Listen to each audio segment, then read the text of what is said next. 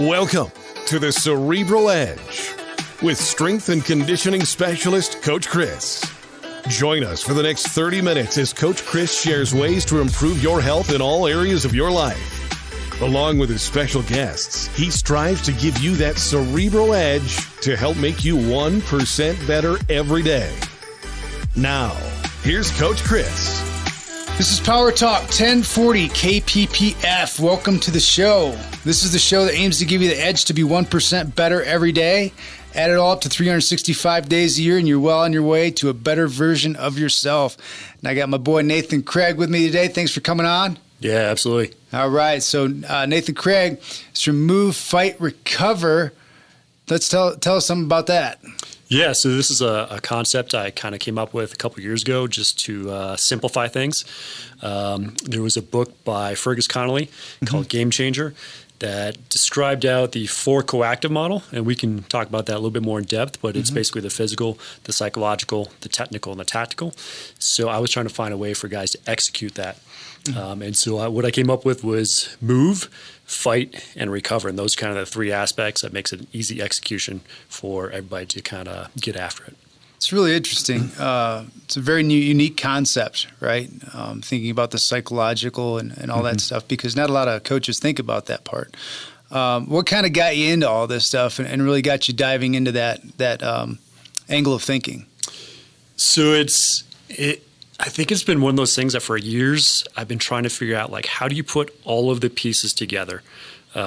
And as you start looking at team sports, you start looking at team dynamics. You start looking at the Rangers a couple years ago were doing, like, how does this guy work with this guy? Well, pro sports have been doing that forever. So we kind of looked at that angle of, like, how do you put all the pieces together? And then there's the sports psychology, and then you've got I was working with the softball team, and their coach was very much on the psychological side. But there's an aspect to it, and I like the way Buddy Morris talks about the 4 coactive model, is he says the physical foundations have to be laid before you can have the right mindset, if that makes sense. So if you are not confident in a skill, you're not going to, because you've never done it before, say, that's your physical side of it. So physically, you've never done it. So psychologically, you may not have the confidence to do that skill. So there's that aspect of it, but then there's also the internal, the cellular side of it. You know, if your physical health is not there, the chances of you being in the right mindset are less so. Yeah, it really all kind of ties together.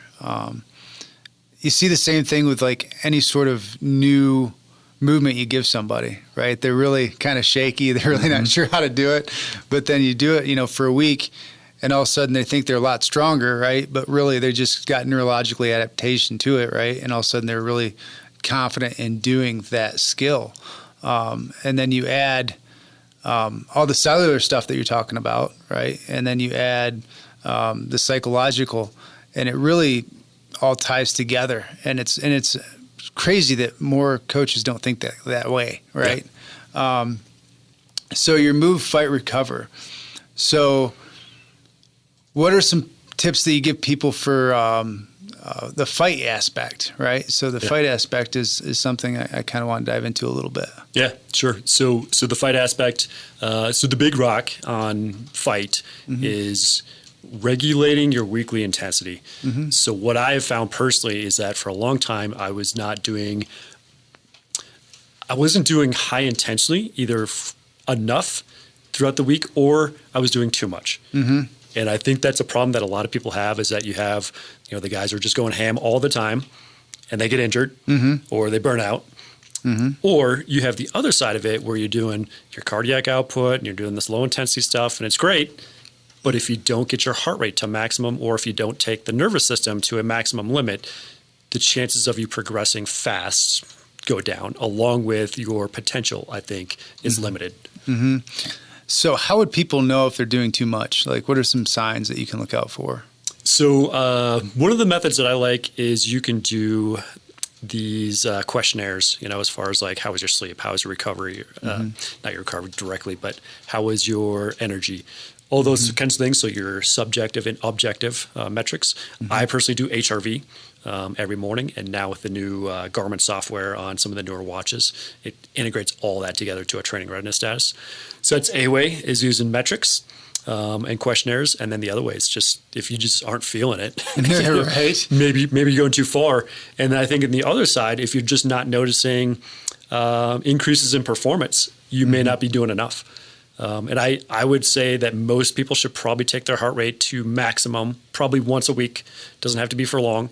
It might be 10 seconds, a couple rounds of that, with some rest in between.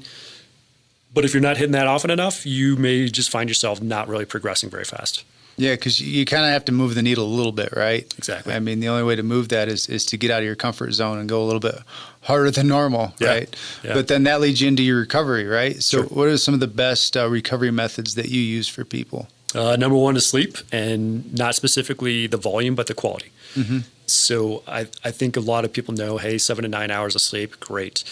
But they're not tracking the quality of that sleep. They're not kind of measuring, like, how do I feel afterwards? Do I have energy in the morning? Those kinds of things. So I think, to me, it's sleep quality, which comes down to a routine before bed.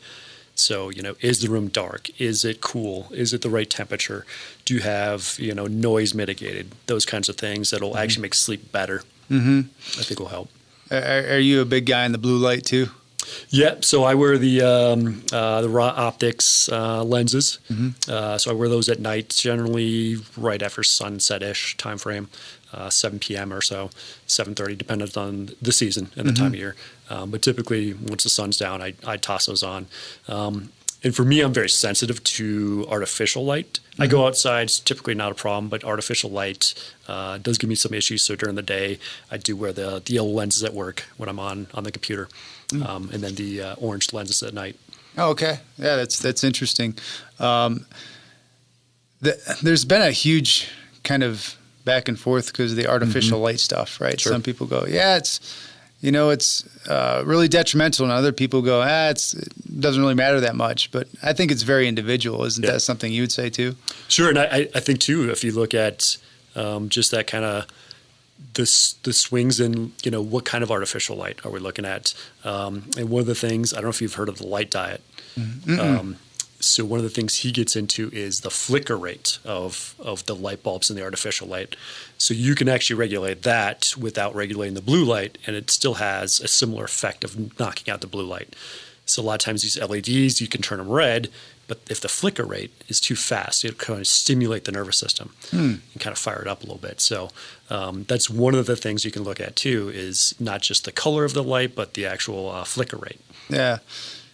Light's also something really good that I like people to do in the morning, Sure. right? Is to get out and take like a 5-10 minute walk, like in the sun, because people will get up and they'll be like, I just need to grab my coffee first thing in the morning. Right. It's like, maybe you should just go outside for a little bit and take like a little bit of a walk, get that natural blue light in you to kind of wake you up a little bit. So I think routines for bedtime, for waking up, I think they're instrumental in your performance. And I think if we get back to the move, so we got move, fight, recover. On the move portion, my big rock for move is daily mobility. And I kind of split up mobility into actual joint mobility, rotations, and then actual mobility of getting joints into position, which then leads into, I just call it movement in general. And movement is your sequencing those positions, which eventually work to locomotion. So if you're looking at that whole spectrum from joint mobility all the way up to sprinting and skill sets of movement, whether it's moving locomotion, paddling, swimming, running, biking, hiking, etc. Doing that earliest in the morning, I find, gets the joints prepared for the day and your body just wakes up. If you can do it outside, all the better. Yeah, it kind of gets that synovial fluid kind of moving around a little bit too. But not only that, but joint mobility, like a lot of people will say it or they'll say they do it, but it's kind of almost been bastardized a little bit, right? To where they're like, well, I'm doing all this mobility. It's like, well, you're just kind of throwing your body around and you're not really controlling the movement. So when you're talking about joint mobility, are you talking about feeling it or stretching, or how do you kind of go about it? Generally, for me, it's more the a lot of that rotational type, working on a specific joint. So for the listeners, if they've got their thumb, they can move that around in a circle, clockwise and then counterclockwise, doing 5 on each finger, kind of work that way, working the wrist, the elbow, the shoulders, the neck. So you're working up the line, you can work the hips, the back, just doing a lot of the circular type of stuff is how I prefer to do joint mobility, which is also going to help build the mind map of where the body is in time and space, which helps with athleticism. I find it helps with reaction speeds and other little things that you don't even think about. Yeah, a lot. Like, I remember it helped me with my back pain a ton is when I went and saw, our good friend, Dr. Grove, back when I was getting out of the military. And I was like, man, my back hurts. And he's like, well, let's do these ankle tilts, right? Let's do these toe pulls. And I'm thinking, you're crazy, man. Like, this ain't going to do anything. And then all of a sudden he's like, now bend over and touch your toes. And I'm like, okay, whatever. And this was back when I couldn't even get to my knees. Sure. I did a little bit of just ankle mobility, and all of a sudden I was down almost to my I wasn't quite there, but it was a significant change, and I was like, what is the deal with that, man? So, yeah, the joint mobility stuff has been really interesting in helping a lot of people with their mind-body connection, really. Yeah. It's a whole rabbit hole we could go down, and then oh my gosh, you start digging into the RPR and all that other stuff, too. That's kind of what we call trainer magic, but it's not really magic. It's just working with the nervous system. Yeah, a lot of times when you do that and you work with their nervous system, they're like, you're magic. And it's like, no, it's just science, right? Yeah. It's kind of like if you took like a lighter back in 1800, right, and you did that, they'd be like, it's witchcraft, right? Yeah. It's like, no, it's just evolved science of how the body's working and how we're really finding out how it's supposed to move and how it's supposed to work, right? There was a book a couple years ago. I don't know if you're familiar with James the Thinker Smith. He wrote a book on the global dynamics of coaching. And one of his theories, he's like, how much of the universe, of the total knowledge, do we actually know? Oh, yeah, not very much. It's not very much. No. And so you break that down to what do we know about Earth? What do we know about, certain countries? What do we know about the human body? We think we know a lot. But at the end of the day, how much do we actually this is factual? We know that gravity works, and that's been sustained for a couple hundred years. But what else is actually factual? I mean, all the time we're finding, why do we actually sleep? Oh, we found out that we're cleaning out, all the kind of remnants of the day of processing things. So you get all that kind of garbage that's up there that needs to be flushed out, and that's what sleep does. So all these things that we just don't know about the human body and just have no clue. And we won't find out for years. And then years later, we're like, oh, we were completely wrong on X. Right. I mean, you look at just how science has evolved with the human brain, right? And when you're talking about sleep, but it's also, when you're sleeping, you're also learning, right? That's how you're kind of downloading everything. And for years, people didn't know that, right? And then all of a sudden now it's like, yeah, that's actually what's happening, right? You're taking that out, but not only that, the recovery factor with the growth factors that are coming out during sleep as well. But all right, let's take a quick break here because when I come back, I really want to get into the 4 coaxial. Is that what it's called? 4 coactives. 4 coactives. Really great info. I think it's going to help us out. So we'll be back in just a minute. This is the Cerebral Edge with Coach Chris on Power Talk 1040. We are back on Power Talk 1040 KPPF. This is the Cerebral Edge. I'm Coach Chris. He's Nathan Cragg, and we are talking about Move, Fight, Recover. And we're getting into the 4 coaxes of training. 4 coactives. 4 coactives. I keep messing that up. 4 coactives. So let's go ahead and break that down for the listeners. Tell them what it is and how they can apply it. Sure. So this is a concept that Fergus Connolly brought out in a book called Game Changer a few years back. And I learned about the book from Joe DeFranco. It was on one of his podcasts. It's a great book, and it covers the full spectrum of not just like team sports, but also the tactical side of it, of how you integrate all the things. Before we get into the 4 coactives, one caveat that is not really heavily emphasized, but should be, is that everything is surrounded by health. So if you are not a healthy athlete, if you're not a healthy operator, all these things aren't going to matter. So you want to ensure that health is throughout. So the 4 coactives you have, and like I said, I like Buddy Morris's philosophy on it of the physical comes first, and then you have the psychological, which allows you to execute technical skills, which then allows you to select the appropriate tactical skills or game plan. So Buddy Morris, for those that don't know, that's listening out there, is one of the highly regarded strength and conditioning coach. I think he did a lot of NFL teams. He's at Arizona. He's at Arizona right now, but he's like the gold standard of the strength and conditioning coach. Just for those that don't know who he is, but continue, go on. Yeah, so the basic gist is if you got all your physical components, how does your body move? What is it physically doing?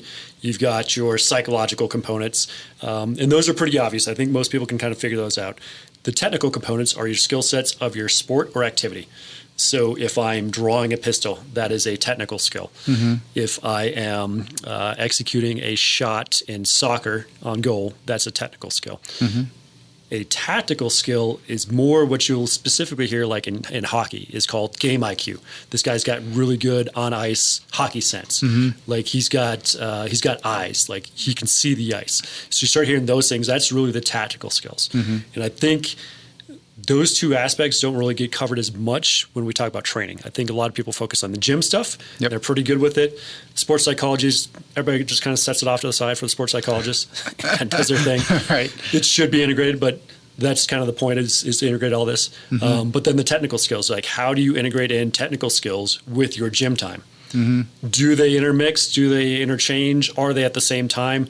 Is your technical practice going to actually have a physical component? If you think about most team sports, typically you're measuring speeds ran, you're measuring volumes ran, you're measuring all this stuff if you've got the metrics. So this is kind of part of the entire training aspect. But like I said, I think tactical is one thing that just doesn't really get covered much. So your game IQ is knowing what your team is going to do, knowing the game plan for the game, but also knowing what your opponent is going to do and knowing their game plan. So if option A opens up, what is that going to mean for your team? And what is that going to mean for the opposite team? And it's the same on the tactical side. If U.S. Army is going to execute option A, what is Op 4B going to choose as a response? And kind of game playing that out. And knowing that and having the experience, this is why Olympic athletes that have more exposure to more sports typically do better because they've seen the body in different positions in different sports, allowing them a larger library of exposure and experiences. Yeah, and that's a huge thing is being able to get your body into different positions and really feeling that out. So when you come back to your move, right, what are some things that you have people do to move throughout the day? Yeah, so, and we were talking about this during the break, is the way I kind of break up the day is we start off with joint mobility in the morning, combined with a little bit of just regular mobility, getting joints and spots and opening up the joints, getting the body ready for the day. Then we move into some RPR, reflexive performance reset, for those that aren't familiar, just hitting the nervous system. Now, if it's a training session that is aerobic or cardio or locomotive based, then you've got your move portion is going to be the cardiac output or whatever that locomotion type activity is. If it's a fight session, so a fight session is more you're getting after the gym stuff, getting high intensity. And so you could be locomotive and high intensity at the same time. So you could be doing a one of the favorites on the team is threshold runs. Okay. So your goal is to get your heart rate to maximum for whatever the duration of the time period is, typically between 4 to 9 minutes. Okay. And maintain that maximum heart rate. For 9 minutes? For 9 minutes. Woo! That's the worst. The 9 minutes. 9 minutes. Actually, I think 4 by 6 minutes is probably actually the worst. Oh, my God. Even though it's 3 minutes less, because you're maintaining it for 6 minutes, but you have to do it 4 times. Oh, my God. Yeah. It's rough. Yeah. But doing that will jump up your conditioning very fast. The key is you do it once a week. You're not doing it 3 times a week. You're not doing it every day. It's just something you do once a week to maintain and or develop your conditioning. So that's kind of the gist of some of our move stuff. The other side of it, as we get into, we start looking into some of the movement type skills. So we're talking about that progression, joint mobility to movement. Now we're looking at, some of these jiu-jitsu drills. We're looking at how do you move your body, kind of parkour type stuff. So how are we getting our body in positions to put it into a position of dominance? So as we start looking at the tactical side of it, like how do we want to get into a position of dominance? And that can spread all the way through, a position of dominance in jiu-jitsu. It could be a better shooting position. It could be a better position for observation, or it could just be a larger scale, like how do we achieve a position of dominance over the opponent at a tactical level. Okay. So trying to get into position of dominance, are you talking about strength? Are you talking about mobility? Or are you talking about the whole gamut? It's all of it. It's all of it. Yeah. Okay. So, and I think jiu-jitsu is probably the easiest way to think about it is you want to achieve position before submission. It's that same concept, but using your mobility and your joint mobility and everything you've developed prior to those actual movement skills. So you're moving into movement, which is sequencing your mobility, and now you get into the actual technical skills of being able to apply. Very good. So what is some of your favorite joint mobility drills that you have people do? So I really like just kind of the head to toe circular rotations. Okay. That's kind of my favorites. Other stuff, I like a lot of the ground stuff, but if they're not jiu-jitsu guys, typically they don't get into it as much. And the training surface. When I was deployed overseas, ground stuff was almost non-existent. We had a piece of plywood as like our surface. So you've got gravel and you've got that, and there's just not enough space to do a lot of it. So I prefer a lot of the stand-up stuff for especially guys overseas because they'll do it. Some of the ground-based stuff is a little bit harder, but I do like that stuff if you can do it. Right on. So let's go through your 3, move, fight, recover. Yeah. And give one tip for listeners that they can apply today, like right now they can start doing. Yeah. So move, fight, recover is just the simplified version of condensing down the 4 coactives. Right. So move, number 1, the big rock is daily mobility. Specifically joint mobility. For fight, the big rock on that is your weekly intensity. So making sure you're getting at least 1 maximum heart rate and or maximum lift type of thing in at least once a week to hit either the nervous system or the cardiac system. So you do one or the other. You don't do both in that same week? It kind of depends. So during our strength phases, like actual strength phases, like guys are hitting probably doubles and triples. And you may still do a Wednesday threshold run. So you are hitting both of those. Both of those in the same week? Yeah. Okay. And I find that as long as one is nervous system and one is cardiovascular, they tend not to interfere too much. Right. So they tend to work out pretty well because at the end of the day, everything is at a high intensity but a low volume. Right. And then we got the fight, right? So that was fight. Yep. And then recover. The big rock there is, like I said, the sleep quality versus the sleep duration. So I don't know if you're familiar with the REM cycles or 90 minutes. So generally what happens if people feel tired is because they're waking up during the middle of a REM cycle. Okay. So if you can actually sleep shorter as long as you're waking up at the end of a REM cycle, but then that quality should be higher. Right. As long as you did everything right before bed. So that always happens, right? When people hit the snooze button and then they go back into bed, they kind of go right back into REM and then they cut that REM short, and that's why they wake up more tired. Yep. and I'm sure with you working with firefighters, like they probably have a lot of issues with REM sleep because it's always being disrupted. Yeah, all the time. They're one of the hardest ones to get to do things because of their wacky schedule. So, it's got to be, their training's got to be pretty dialed in or else it'll jack them all up. But sure. Anyway, Nate, how do people get a hold of you? What's your website, email, all your YouTubes, everything? Yeah. So YouTube and Instagram are Red, White, and Blue Fitness. You can also go on to Train Heroic Marketplace, search Red, White, and Blue Fitness, and you'll see all of our programs and teams. And then on Facebook, just Nathan Cragg. Man, this has been one of my more favorite episodes because we got to nerd out a little bit, talk about RPR, talk about the nervous system, talk about joint mobility, which is always one of my favorites, and then recovery, which is huge, that I don't think a lot of people take into consideration. I think recovery is probably one of the most, it's boring, but most impactful for your exercise. Absolutely. So if you want to get a hold of me, right, cerebraledgeperformance.com. If you have questions for the show, cerebraledge1@gmail.com. It's been awesome to have you guys on. Been awesome to have Nathan Cragg on with me today. This has been the Cerebral Edge on Power Talk 1040. Thank you so much for joining me today. I hope what you heard today will help you make you at least 1% better, because 1% every day adds up. Join me next weekend right here on Power Talk 1040. I'm Coach Chris. He's Nathan Cragg. Stay strong. This has been the Cerebral Edge on KPPF. Have a question for Coach Chris? Email him at cerebraledge1@gmail.com. That's cerebraledge1@gmail.com. Join us next Saturday at 1 p.m. and Sunday at 10:30 a.m. for another episode of the Cerebral Edge with Coach Chris on Power Talk 1040 KPPF.